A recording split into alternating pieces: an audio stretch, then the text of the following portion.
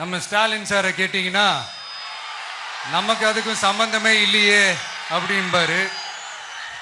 ஆனா அவர் வீட்டில் ஏதாவது ஒரு ரைடுனா, அவர் வீட்டில் ஏதாவது ஒரு பிரச்சனைனா டெல்லிக்கு பறந்து போயிட்டு வருவாரு. இந்த கேஸ் சிலிண்டர் பிரச்சனைக்கு கொஞ்சம் டெல்லிக்கு பறந்து போயிட்டு வரலாம்ல, கொஞ்சம் பிரயோஜனமாச்சு இருக்கும்ல. கேஸ் சிலிண்டருக்கு மானியமா 100 ரூபா தருவேன்னு சொன்னீங்களே, என்ன ஆச்சு? கரும்புக்கு ஆதார விலையா 4000 ரூபா தருவேன்னு சொன்னீங்களே, என்ன ஆச்சு? இந்த ரேஷன்ல சர்க்கரை 1 கிலோ எக்ஸ்ட்ரா தருவேன்னு சொன்னீங்களே, என்னாச்சு? ரேஷன்ல உளுந்தம்பருப்பு கொடுப்பேன்னு சொன்னீங்களே, என்னாச்சு?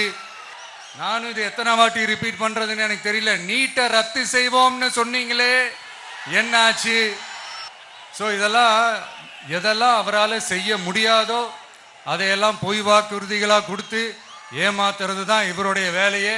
இப்போ அடுத்த செட் ஆஃப் இந்த பொய் வாக்குறுதிகளை ரெடி பண்ணிட்டாரு.